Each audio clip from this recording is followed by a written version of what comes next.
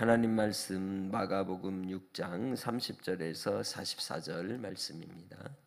사도들이 예수께 모여 자기들이 행한 것과 가르친 것을 낱낱이 고하니 이르시되 너희는 따로 한적한 곳에 가서 잠깐 쉬어라 하시니 이는 오고 가는 사람이 많아 음식 먹을 겨를도 없음이라. 이에 배를 타고 따로 한적한 곳에 갈새 그들이 가는 것을 보고 많은 사람이 그들인 줄 안지라. 모든 거울로부터 도보로 그곳에 달려와 그들보다 먼저 갔더라. 예수께서 나오사 큰 무리를 보시고 그 목자 없는 양 같음으로 인하여 불쌍히 여기사 이에 여러 가지로 가르치시더라. 때가 저물어 가매 제자들이 예수께 나와 여짜오되 이곳은 빈들이요 날도 저물어 가니 무리를 보내어 두루 촌과 마을로 가서 무엇을 사 먹게 하옵소서. 대답하여 이르시되 너희가 먹을 것을 주라 하시니 여짜오되 우리가 가서 200데나리온의 떡을 사다 먹이리이까. 이르시되 너희에게 떡 몇 개나 있는지 가서 보라 하시니 알아보고 이르되 떡 5개와 물고기 2마리가 있더이다 하거늘 제자들에게 명하사 그 모든 사람으로 때를 지어 푸른 잔디 위에 앉게 하시니 때로 100명씩 또는 50명씩 앉은지라.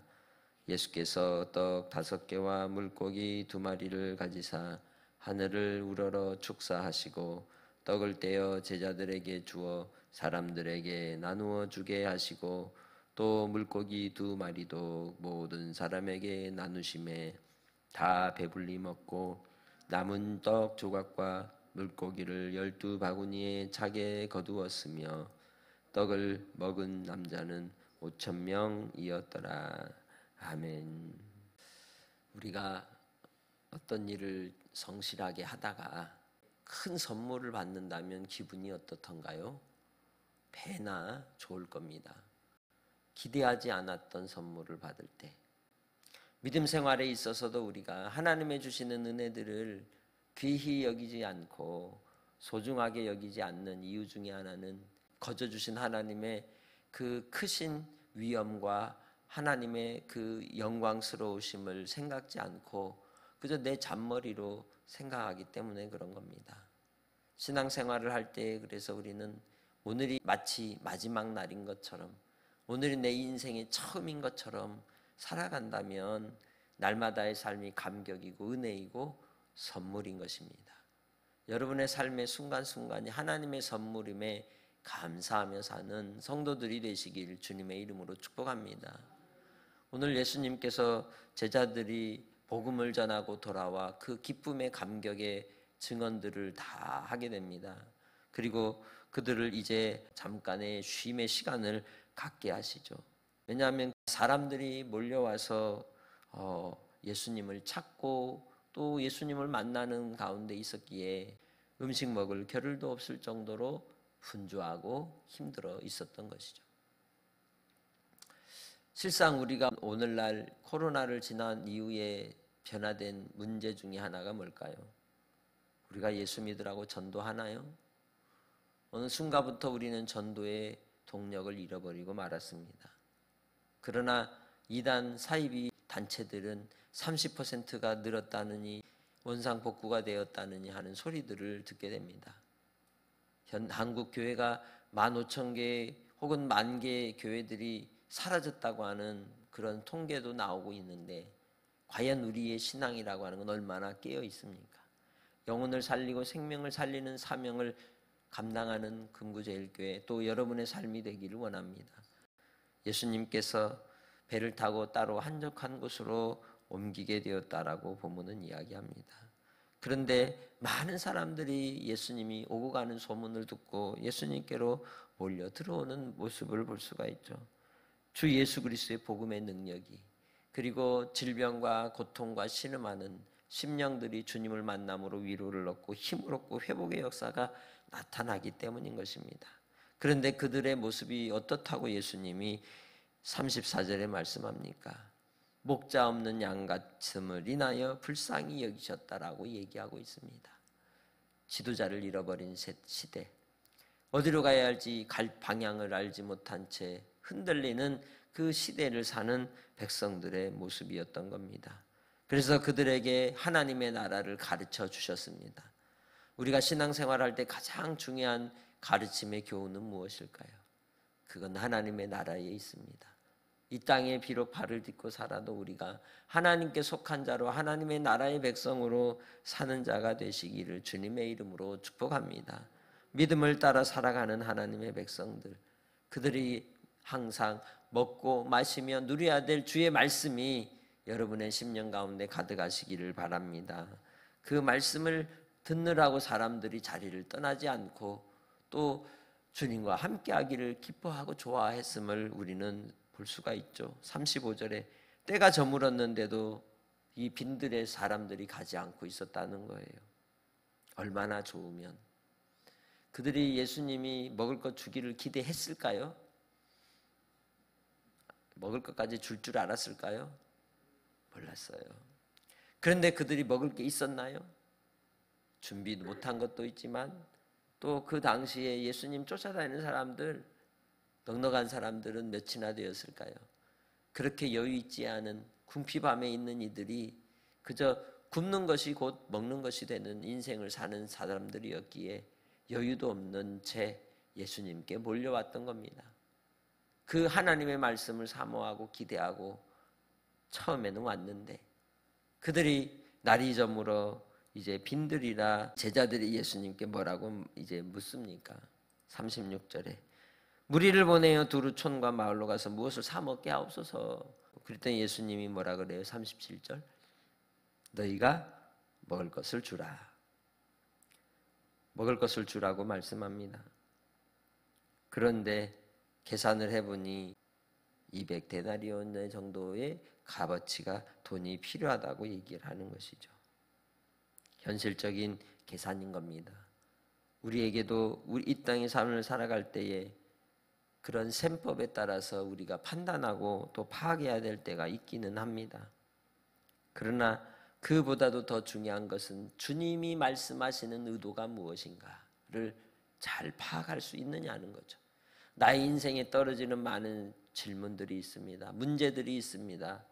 인생의 시련이 있습니다. 그럴 때 우리는 세상적 가치관과 기준으로 계산하기보다 먼저 하나님이 그 삶의 숙제를 주시는 의도가 무엇인지를 곰곰이 하나님 앞에 묵상하며 말씀 가운데로 들어가는 지혜가 있으시기를 바랍니다. 그 속에서도 하나님이 주시는 뜻을 헤아려 알 때에 참으로 하나님의 자녀로 복된 삶으로 살아가는 자가 되는 줄 믿습니다.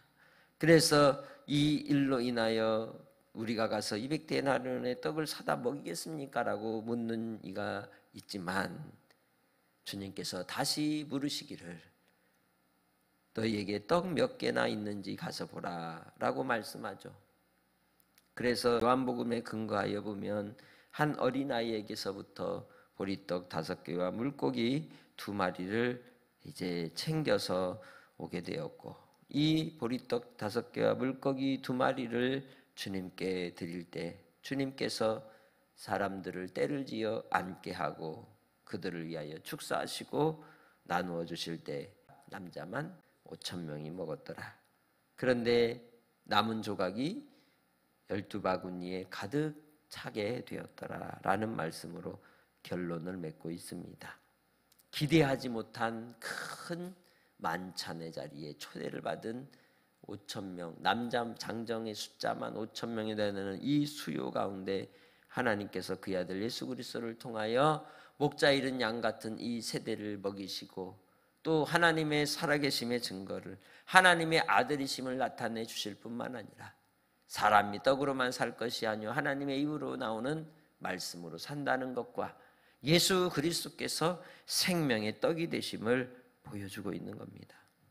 우리는 이 땅의 삶을 살 때 우리의 양식을 구하고 썩을 양식을 위하여 사는 그러한 인생이 아니라 영원히 우리 안에서 줄이지 않는 주 예수 그리스도로 말미암는 영생의 양식을 사모하고 사는 성도들이 되시기를 주님의 이름으로 축복합니다. 순간순간마다 하나님은 우리에게 생명의 은혜를 공급해 주십니다. 그러나 하나님의 공급해 주시는 그 기적만 쳐다보고 살아가서는 안 된다는 거죠. 은혜의 감격만 보고 살아가서는 안 된다는 것을 우리에게 교훈해 주고 있는 겁니다. 순간순간 하나님께서 베푸시는 그러한 때도 있겠지만 하나님의 음성이 없고 응답이 없고 아무런 소리도 없고 사망의 음침한 골짜기와 같은 나의 삶의 순간 속에서도 변함이 없이 하나님을 바라볼 줄 아는 믿음이 있느냐라고 오늘 우리에게 주님의 질문에 응답을 해야 하는 것입니다. 어떤 상황에서도 그럼에도 불구하고의 신앙으로 하나님 앞에 설 수 있는 성도들이 되시기를 바랍니다. 말씀으로 무장하십시오. 말씀 가운데 사시길 바랍니다. 말씀을 누리는 자가 되시기를 주님의 이름으로 축복합니다. 여러분의 삶에는 어떤 궁핍함이 있습니까? 무엇이 우리의 삶에 피폐하고 고단하고 곤고함이 있습니까? 주님의 말씀으로 여러분의 심령을 채우게 될 때 하나님께서 공급하시는 은혜를 따라서 우리를 새롭게 하시고 덤으로 주신 하나님의 크신 사랑을 깨닫게 될 줄 믿습니다. 오늘도 하나님 앞에 간구하며 기도할 때 그리스도 예수 안에서 주시는 풍성하신 하나님의 사랑을 기억하며 주님 안에서 내게 주신 십자가 지고 주님을 따라 끝까지 그럼에도 불구하고 승리하는 삶으로 살아가겠노라고 고백하고 주님의 도우심을 구하는 기도의 시간이 되시기를 주님의 이름으로 축복합니다. 하나님 아버지 감사합니다. 은총과 사랑을 베푸사 오늘도 하나님께서 허락하신 한 날을 통하여 주의 생명의 말씀을 먹고 감사를 드립니다. 주의 말씀 가운데 주시는 약속과 은혜를 따라서 하나님 덤으로 주신 하나님의 기적의 역사로 순간순간 우리가 살아가겠지만 그러나 예수 안에서 믿음으로만 주님을 바라보는 심령들이 다 되게 하여 주옵소서. 오늘도 하나님의 한량없는 사랑에 감사하며 아버지 하나님 질병과 고통과 시름 가운데 있는 영혼들일지라도 아버지의 본심을 알게 하시고 주님의 뜻 가운데 우리가 서게 하시고 삶의 길을 열어 인도해 주옵소서. 오늘도 생명의 길로 인도해 주실 주님만을 끝까지 따라가는 심령들이 다 되게 해 주실 줄 믿사옵고 감사하며 예수님의 이름으로 기도합니다. 아멘.